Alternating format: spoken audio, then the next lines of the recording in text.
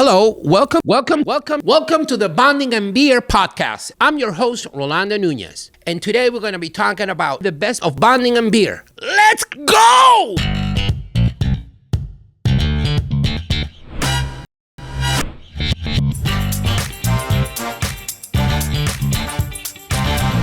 I'm a dentist. I graduated in 1995. I've been a dentist for I don't know, almost 30 years now. I did practice for about 24, 25 years. I just love research. I have this passion for bonding that I can't even describe. I love everything that is related to adhesive restorative dentistry. And I've been able to lecture around the world and to publish articles and clinical techniques and so on. And it's been a great ride. And I'm extremely thankful for that. But also I like beer. I like beer, man. Beer is just a fantastic thing that exists and makes so many people happy. It makes me happy. So, this podcast is basically that, is the combination of my two passions, which are bonding and beer.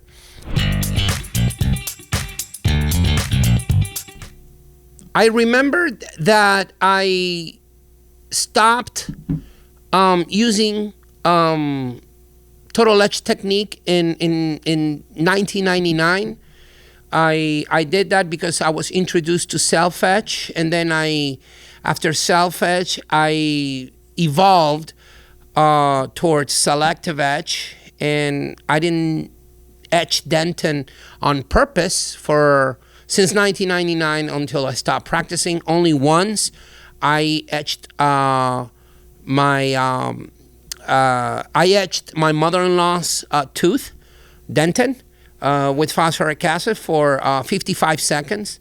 I rinsed for about 2 seconds, and then I dried for about a minute, bone dry. And of course, she got up after the restoration was done. She told me she felt a little heavy, and I did say, heavy is the way you should feel. Sip, sip. Of course, she had sensitivity, and I knew exactly why. I do love my mother-in-law. I love the fact that she is far away. I got to tell you a funny story. Okay, first, okay, go ahead. Now it's your turn to drink. Now, sip, sip, sip. I had a patient that came to my office. One of my first patients. I used to have an office in a town that was a farmer's town. And I had my first patient. One of my first patients came in with a broken porcelain on a crown. It was a porcelain fused to metal crown. The porcelain was broken. It was an anterior tooth, a central incisor, so I had to repair it, right? So, I went back to my notes from dental school. I was very new, and it said, do not etch intraorally with hydrofluoric acid. Use a burr to create some sort of micromechanical roughness, and then apply silane, and then apply an adhesive. It said, cure the adhesive, and then place the composite. And I did that, and the restoration looked good. So the patient said, okay, how much do I owe you? And I gave him a number. He said, okay, will be back with payment. And I'm like, okay. So he left the office and then came back with a couple of chickens. Oh, chickens. He paid me with chicken, bro. I love chickens. Yes. He gave me 3 chickens and a little bit of cornbread. It was awesome, dude. Live chickens. What am I supposed to do with that? Right, how do you deal with the chickens? I don't remember. I think I don't, but I'm just saying, this is the kind of thing I go through. Now, I will say this, Jeremy, and this is important. I felt extremely attracted by Dr. Bitter's presence. I did ask her, let's go to the bar. I just wanted to pick her brain. I just wanted to, but as she kept on lecturing, I started to, mildly fall in love with her. She was extremely smart. She is extremely smart.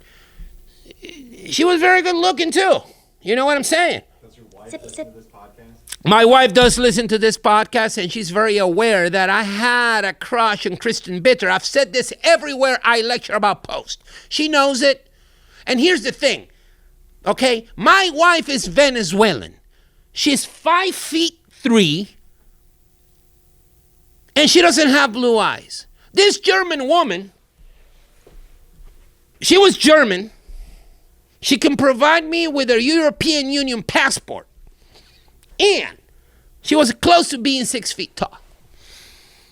And she was the head of a restorative department at the University of Berlin.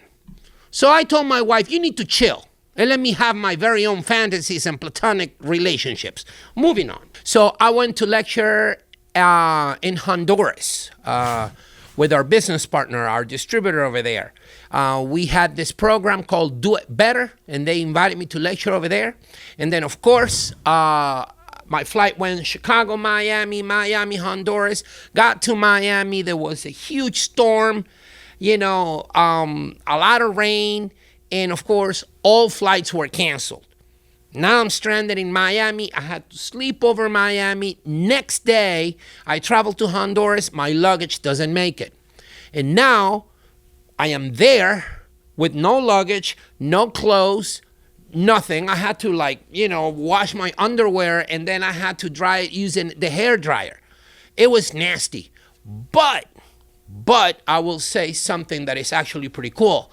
I got to the place where I was supposed to lecture maybe half an hour before the event started.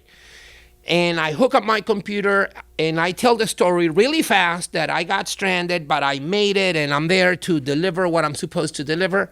And as I start lecturing, this individual gets up and puts a beer on the podium in a glass, served. And I go what's that for? And then he goes bonding and beer, baby. We have fans in Honduras. I went to Tijuana to lecture over there. There was some interest regarding learning about Bisco products and such. And somebody made a hat out of Jell-O. It was beautiful. Had the same color, the same little string, the same little strap that goes around. It was awesome. And it had my face in the front. And this came from a lady that is a Bonding and Beer fan. Talking about the Be Better program reminds me of a story. The Be Better program is a week-long program, interesting program, right? So I remember there was this group of guys. They came in. There were 20, 25 guys. And, the first day, everybody, introduces themselves and whatnot. And then, there was a specific guy. We're not going to mention names because that's not cool. This dude, Monday he shows up. Tuesday he doesn't. And this is when I realize who this dude is because he's absent. So it's not like we do roll call, but we're are we missing a guy? Yeah, where is he? I asked the group, and they go we don't know. Okay. Not my problem. I did get a little concerned because I thought in the morning, well, maybe he went out, he drank too much, partied too hard, and, couldn't get up and get here in time. Lunchtime comes, he's not in. But hey, we're adults here. I don't know this guy. I met him on Monday.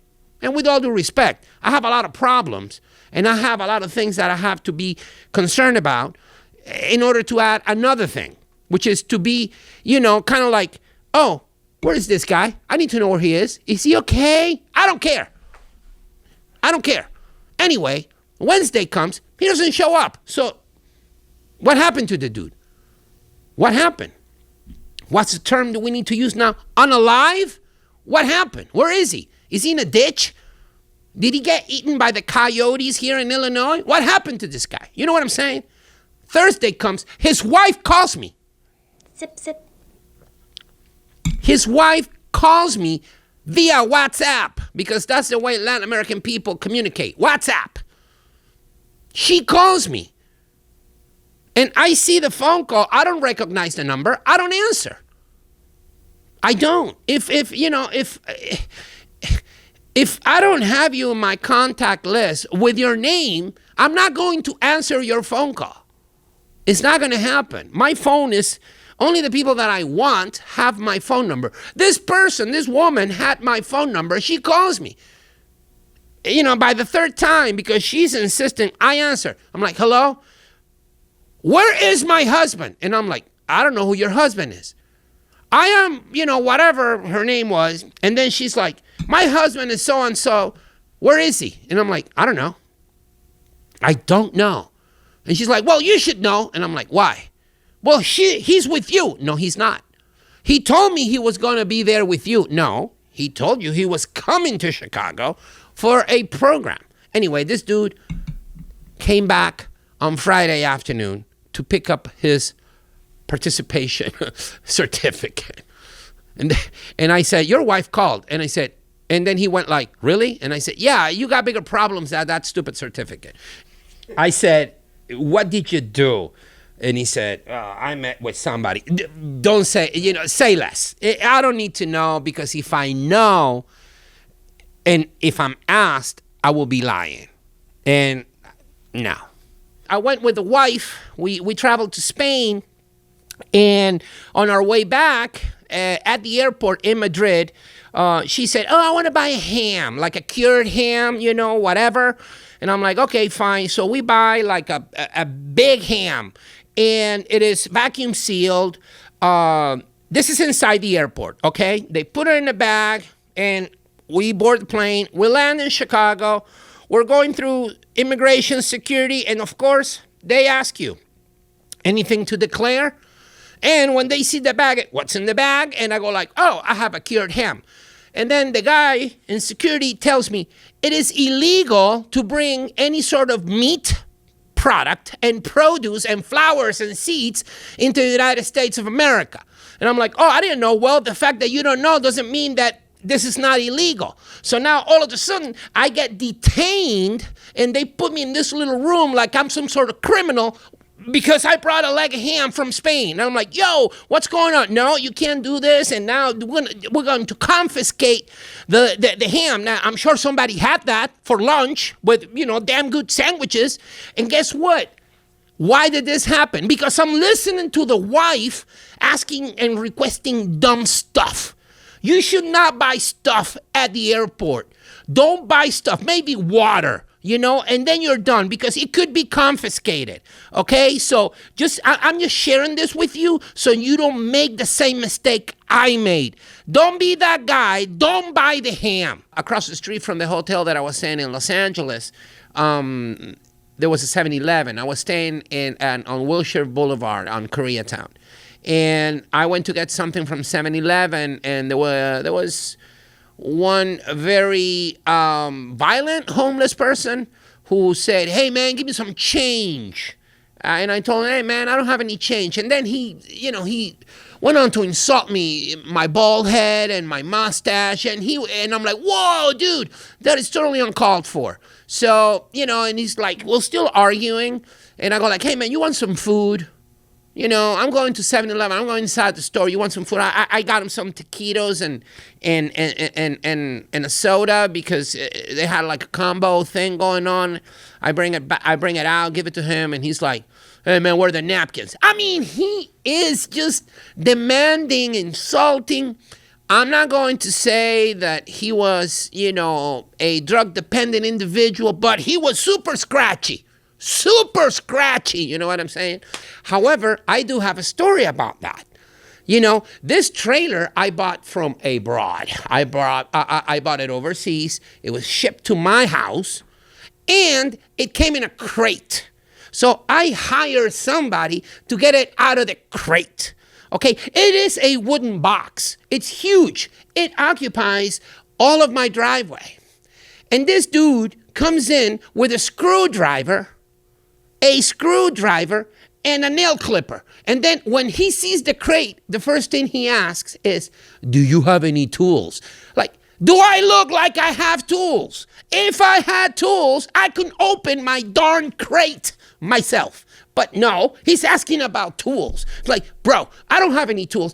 Anyway, long story short, The man was able to open the crate. However, his nail clipper was completely demolished. But I have the food trailer now. It's fully functional, and it is parked on my driveway while I wait for the registration paperwork from the beautiful state of Illinois. And so guess what happened? I needed gallbladder surgery. You know why? Because apparently there are these things called gallbladder stones. So I had some of those deposited in my gallbladder, so that had to be removed. I went through surgery successfully because I am basically a trooper, a road warrior. Okay, I got my surgery done. It took about 35 minutes, and they pumped a ridiculous amount of drugs in my body in order to avoid the pain. Now, as soon as I got out of the surgery, they were giving me instructions. My wife was there. I couldn't hear anything because I was groggy, okay? But they gave me some medication, some hardcore narcotics, oxycodone, the ones that make you loopy. So, fair enough. We needed to stop by the pharmacy. We did. My wife gets out of the car. She goes to the pharmacy, picks up the medication, gives me a little baggie, Walgreens baggie with the medication. We get home. She asked me, how you feeling? I said, I need some of these narcs. And she gives me a pill. I open the bag. I give her the vial. She gives me a pill. It don't work. It doesn't work. Pain is horrible. And it's not working. 8 hours later, she gives me another pill. How you feeling? He said, I got to tell you, this oxycodone, this is not helping. And then the doctor has said that I can take some ibuprofen on top of this if the pain was too much. I took ibuprofen. It wasn't helping either. Nothing was helping. This was on a Tuesday. Wednesday, same thing. She gave me one pill every 8 hours. She woke me up at 3 o'clock in the morning, gave me a pill. Nothing is working. On Thursday noon, she comes to me and gives me the vial. She says, this is your fault, and hands me the vial. And I read the vial, and it said vitamin D. She had been giving me vitamin supplements instead of narcotics for my gallbladder surgery. How does this happen? Well, apparently, I have a vitamin D deficiency that they found out when they did the blood work, and they prescribed a 50,000 unit vitamin D supplement, not a supplement. This is pure vitamin D. Now, mind you, that the amount of vitamin D that you need is only about 1,000 units a day. I am pumping 150,000 units a day for almost 3 days. Now I have a vitamin D overdose. This is crazy. And I am in pain. Now, my wife is basically, how do I say this in a nice way, poisoning my with vitamin D, slowly, killing me slowly. It's crazy. I have to call the doctor and ask the doctor if, hey, I have this vitamin D overdose. What are the side effects? What's going to happen to me? And can I take the narcotics? Because all I care is about the pain. Now, they called me and said, stop taking the vitamin D. You're going to flush it out. Start taking your painkillers. Life is good. We're back to normal. So I'm going to pour it right now. I think I did a little bit of over pouring right there with the foam. I got a little bit too much of foam, but that's okay. That's the way I pour, or that's the way it came out. I like for these things to be organic. All right? Bad pour. Very, very bad pour. Okay? We're going to pour it right here. Oh, it's looking nice. It's looking nice. I'm going to screw it up. Yes, yes, yes, yes. Totally screw up. I mean, look at how much foam. And the people that hate the way I pour beer. And right now, I just screwed this one up. And as you can see, I totally botched it. I'm going to have to wait for it to settle. It was just so ridiculous. It's so wrong in so many different ways. I'm going to pour it here. Yes, I'm going to pour it. I'm the whole criticism thing, is that what you're going to pick on? Why don't you pick on the type of topics that I choose to develop during this podcast? You pick on the fact, oh, he doesn't know how to pour it. Of course I know how to pour it. Jeez. Let's go. I already screwed this one up. Yes, look at that. Look at that. I have been like, what is the term? This is like bad juju, man. Bad juju. Cam here is laughing. Jeremy's laughing. Everybody's laughing. It's just stupid. Stop criticizing my pour. This is how I pour my beer. Okay? Okay. I'm going to put it right here. You know, I have been criticized. My pours have been criticized by some people. Some people that say, oh, you don't know how to pour a beer. Of course I know how to pour a beer. What are you talking about? I know exactly how to pour a beer. That's how you pour it. That's how you pour a tall boy. Now, I'm going to use this guy over here. I'm going to use it on camera.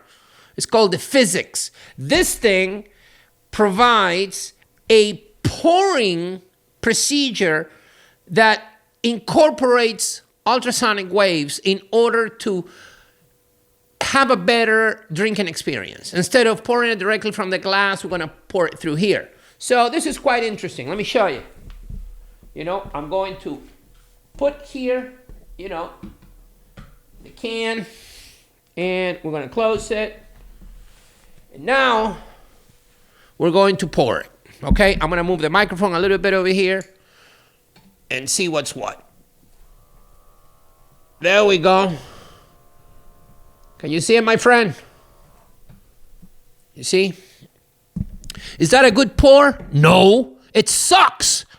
I screwed this up, but I'm still going to have it. You know what I'm saying? I was supposed to, you know, pull the lever to the other way, but still pretty nice. Sip, sip, sip. Let's review this beer, Dr. Ma. As you can see, we had to pour another one. It is 9:30 in the morning.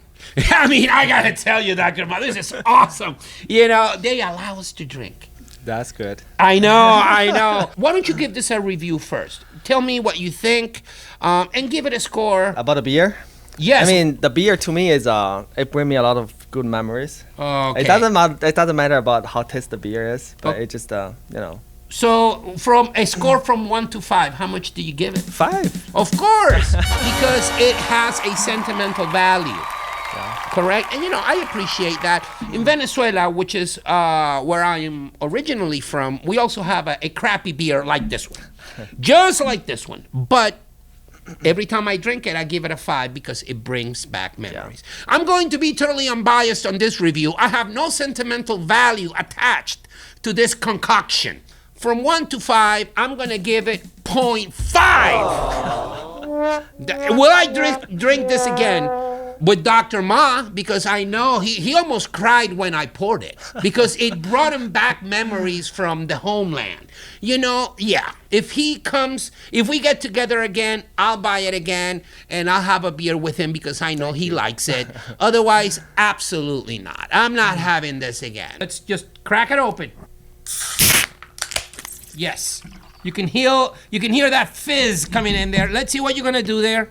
Yep, he's screwing it up. He's trying his best. Oh yeah. Okay, so he's gonna do a 2-stage pour. That has been poured poorly. This is how you do it, my dear guy. This is how you do it. This is how you do this. You just let it go. You just let it go. And here's the thing. Once you're done with that, you're gonna let it settle. You're just gonna let it settle.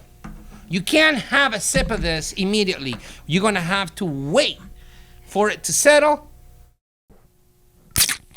I got beer all over me.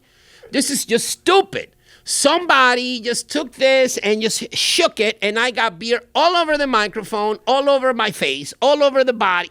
It's just ridiculous. This is probably Cam's doing. He probably shook it and put it in here, and now it's all messed up. Regardless, because we're professionals, we're going to pour this thing accordingly. They're laughing in the back. They're cracking up in the back. All of them, all 4 of them. First question is always, what do you think about this beer? I think it's great. The one that I'm drinking, it's awesome. The one on my body is great. The one on the floor is great. The one on the desk is great. And the one on the microphone is also great. And I'm going to give you a tip. This is what we like to call row tips. When you etch Denton, do not use air after you rinse the phosphoric acid. Place the phosphoric acid, rinse it. Don't use air on the dentin. Don't. If you do that, you could run into the possibility of collapsing the collagen, which can lead to, post-op sensitivity. You want to make sure you control the moisture by other means. And I usually recommend high vac, suction. So if a customer sees a product that claims bioactivity, and it has been cleared by the governing body, and just so our listeners know, the governing body for dental materials is the FDA. Okay. For most classes, yes. Yes. Yep. So we here at Bisco submit our paperwork, our documentation, all of our information that we gather in order to have clearance from the FDA. I don't think, and correct me if I'm wrong, the FDA doesn't approve a product, it clears it to be commercialized, correct? Yes, I believe that's the correct terminology. Yeah. So whenever you see a product that says FDA approved, that's a lie, is it not? Yes, it is a lie. The problem here is that Eric is extremely careful with what he says. I am not. Here's another road tip. Don't use product off-label. That is something that we as a company have to recommend. Okay? Don't use product off-label. If you do that, you're on your own. I can't help you. If that procedure doesn't, fails, Sip. I can't help you because it's not part of the indication. Okay? However, creativity is a wonderful thing. Creativity is a wonderful thing. Period. New paragraph. Creativity is a wonderful creativity thing. is a wonderful thing. So the issues with compatibility started when fifth generation adhesives were introduced into the market. We're talking about 1997, the late 90s, and in some cases early 2000s. And a lot of people started to see how when they use these new generation of bonding agent, the fifth generation, which combined primer and bonding agents in a single bottle, you still needed to total etch the dentin. There were total etch system. When you use these adhesives with, let's say, a cement or a core buildup material, there was debonding. There was bonding failure. And this, a lot of people were like, okay, why are we seeing this now when we didn't see this with previous adhesive systems like the fourth generation ones? So there are two research groups that publish articles regarding this phenomena, important articles. So the first group was out of the University of North Carolina, spearheaded by Professor Edward Swift, and he measured bond strength to dentin using these fifth generation adhesive systems with either self-cure composites or light cure composites. When he saw the bond strength of light cure composites, all adhesives kind of like yielded the same bond strength, very, very similar. But when he used self-cure composites, some of the adhesives yielded zero bond strength. So it didn't even bond. And this was interesting. And it was presented, it was published, and now we got something new to talk about. Why are these materials failing to bond to the dentin when you use these new systems?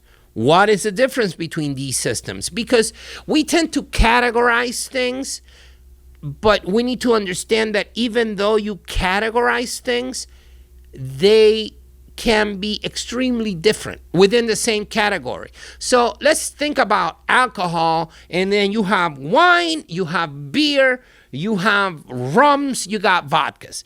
So when you say, oh, all the beer is not the same beer. And if you say that all beers are the same, you shouldn't be listening to this podcast. I am going to die on that hill. Not all beers are the same. Commercial beers are different than your craft beer. You know what I'm saying? Sip, sip. So not all adhesives are the same, even though they are all put together in the same category. So my conclusion regarding bonding to Emax, step by step. Hydrofluoric acid etch for 20 seconds, regardless of the concentration. Rinse, dry, apply silane. Let it react for about, I want to say a couple of minutes. You can use heat with a hairdryer, for a minute. You're good to go. And then you have to choose your cement, and you need to choose your cement wisely. If it's a crown, a bridge, an inlet, or an outlet, you go dual cured. Recommendation, okay? If you have a thin restoration or a veneer, you can do light cure. As long as you have a light that provides a good intensity, good output, enough output to polymerize that light cure cement, okay? Now, not all cements are created equal. I already said that. It's not good to generalize. It's like when my wife tells me, all men are the same. Really? Are all men the same? So do I look like Brad Pitt? I'm not saying that he's better looking, but we definitely don't look alike. Okay? I tell her, do I look like Brad Pitt? Do you feel the same way when you look at me and when you look at Brad Pitt? So, you can't say everything, all these products are the same. No, you need to be careful when you choose what you choose and why you choose it. Okay? A lot of companies claim that their stuff is shade stable. We've done some testing and we have found that a lot of the tertiary, free dual cure cements are not shade stable. Listen to me again. Come here. We found through internal testing that a lot of the amine-free dual cure cements are not shade stable. They are amine-free, but that doesn't mean that the cement is shade stable. So it will get darker. We saw it. We have data. I'm not doing this to talk smack about other companies. That's not what I'm doing. I'm here to share information with you all so you can make an intelligent and rational decision if you're going to use a dual cure cement for restorations that have high aesthetic demands. You don't want to cement a crown here on your, lateral, on a patient's lateral incisor, and that cement shifting shades over time, because that patient, he's not going to be happy. I went to a meeting, a little hands-on session that I was given somewhere. I'm not going to say where. I'm not going to say where it was. And one of the conditions was that everyone brought their LED light. And everybody did. And I had a little radiometer. Sip, sip, sip. And I started measuring the intensity of all these curing lights. Some of these intensities were, 1,500, 1,800 milliwatts, which is awesome. And of course, people had Velo lights. People had LE-PARs from 3M. Velos are from Ultraden. People had the blue face curing lights. But a lot of people had curing lights that they bought on Amazon for $52.99, and they got it the next day because they had a Prime account. I'm not going to give Amazon Prime a shout out, but let's go. And then we measured the intensity. 300, 200. You're supposed to be above 500. These things didn't work. They didn't work. With all due respect, they sucked. So, now I got these guys, and I have to, first of all, asking them, without disrespecting them, why are they using a toy to do restorative dentistry? A toy. One thing we've seen is that if you take an adhesive and you take the IFU and you read the IFU, the instructions for use, and it says, after application, apply a layer, scrub it, whatever, air dry for 10 seconds. Are those 10 seconds going to be enough time for you to remove all the water in that adhesive? And let me tell you how dentists count. Let's say we're going to count to 10, right? And you have your your air syringe. This is how you do it. 1, 3, 7, 10. That's how you count, bro. Tell me I'm wrong. Prove me wrong. That's how we all count. And you know why we count like that? Because we are in a hurry. 1, 4, 7, 8, 9, 10. That's how you count. Oh, I use a stopwatch. No, you don't. You don't. You don't. And the third row tip, come here. Third row tip, follow the instructions. Follow manufacturer's instructions. I always say, if we follow the instructions, we're going to be just fine. Don't you agree? I'm talking about our IFU. Oh, yeah. If you follow our IFUs, will it work? Yes. So other manufacturers, they're screwing up their IFUs too? Tip number 1 is read the IFU. That shouldn't even be a tip. That's a given, right? So I'm not going to Awesome. count. We appreciate what you just did because we make a stink about reading the IFU. Oh, geez. It's IFU is either instructions for use or I effed up, right? I effed up. Right? Oh! I like it. Question number 3. This is from Amy. What made you get into dentistry? Did you always know this is the field you wanted to get into? No, I did not. I got into dentistry because my mother made me go to dental school. I wanted to be a historian. I wanted to study history. And it's funny because nowadays she tells me, what would have happened if you would have gone to if you would have majored in history. And I said, I'll probably own the History Channel or at least be involved with it. I'll be sitting on top of a pyramid wearing this cowboy hat, drinking beer and talking about... I'm sorry about that. Maybe we can redo question number 3. And we have the last question from Skylar Ruth. And what's with the cowboy hat? Okay, so cowboy hat. A lot of people get annoyed by my cowboy hat, and I really don't care because this is just part of who I am. And let me tell you what's with the cowboy hat. I was watching a series at an airport on my computer. Long story short, super short. Series is about a urban cowboy, U.S. Marshal. The name of the series is Justified. This couple they're looking at the fact that I'm watching this show, and they asked me, do you like this show? I said, I love it. We started talking, and then they said, hey, we got a bunch of, we would like to send you something. And I said, absolutely, here's my address. I gave them the Bisco address. And they sent me a bunch of DVDs with cowboy movies, the series Justified, and a cowboy hat. So I could wear the hat while I watched the cowboy movies.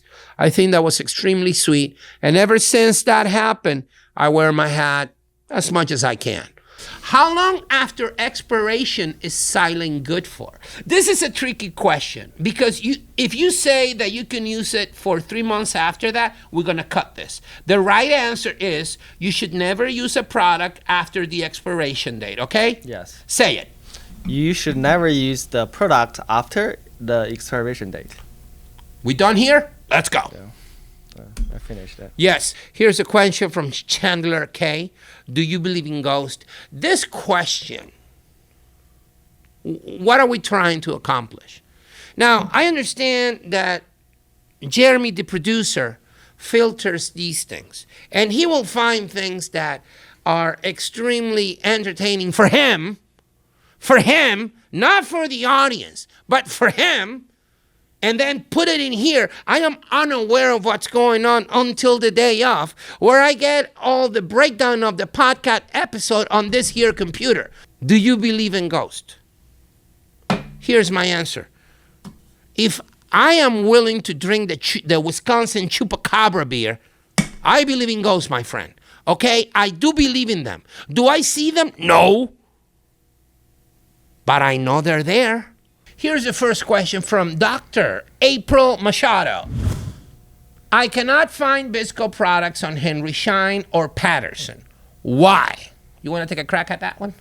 Sure. So the reason our products are not on Shine or Patterson, sip, the common theme from earlier in the episode is we are a direct company. So we are the only people who make Bisco products. We are the only people who sell Bisco products.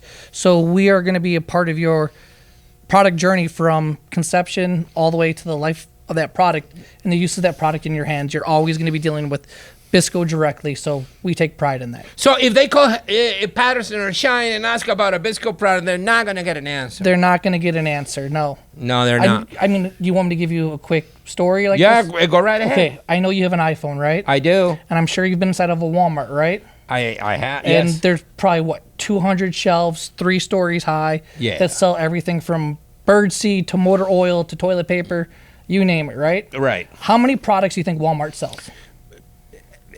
You know, whatever number I say, I'm going to be wrong. But I want to say maybe 700,000. Okay, and one of those products you can buy at Walmart is your iPhone. Yes.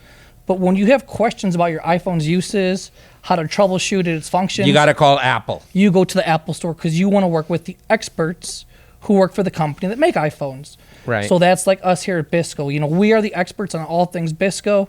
So when you have an issue with a product or you want to know more about how to use your product, you call us. We're the experts. That's the benefit of working with a direct company like Love us. it. Love that answer. What is your favorite kind of music, and do you have a favorite musical artist?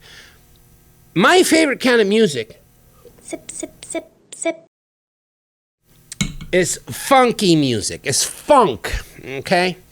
Now, when it comes to funk, there is a lot of discussion about which one is the best. Is the new funk, the old funk? There's only one funk. One. James Brown, okay? And he said it, play it on the one. If you don't know what that means, look it up. James Brown, when he told his bass player, Bootsy, play it on the one. Because he did that, play it on the one. It was a musical revolution. A musical revolution. And if there is a song that actually, it's just the birth of funk. The birth of funk, in my mind, is a James Brown song. Because I'm drunk, I can't remember the name of the song. Hold on. We'll figure it out. No, wait. You can cut it and then you can put it. You're getting a blooper here. Cold Sweat. Cold Sweat. It's not that song, I Feel Good. No. Cold Sweat. Look it up and you will hear basically the birth of funk and how James Brown turned his whole band into a drum session. It's absolutely outstanding. That is my favorite kind of music, and that is my favorite kind of song. A question for Dr. Dave Carmichael. Do I need a composite warmer, or is there another way that I can warm my composites? I've seen people do it like in some sort of like water bath.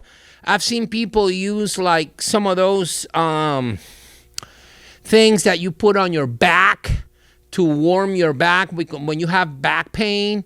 I've seen people use, I don't know, those like rubber hot water bags. I've seen all sorts of things.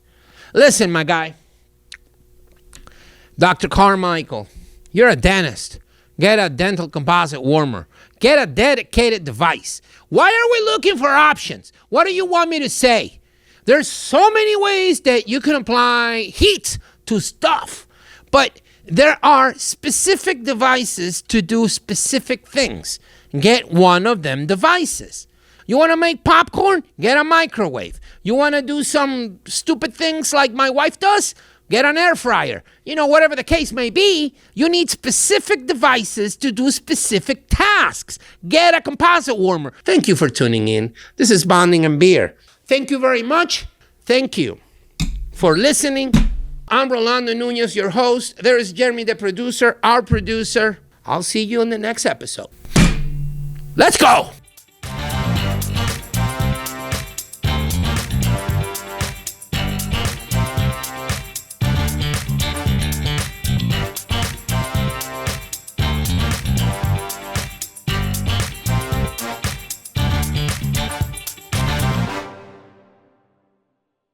Woo, we need a cigar. Is it okay? It's like a cigar, not a cigarette. Cigarette is kind of like nasty, but a cigar.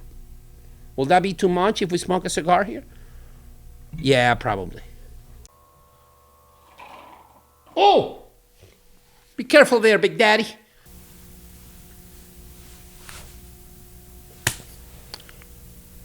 Do we cut? Oh, did I need it to go? Keep going.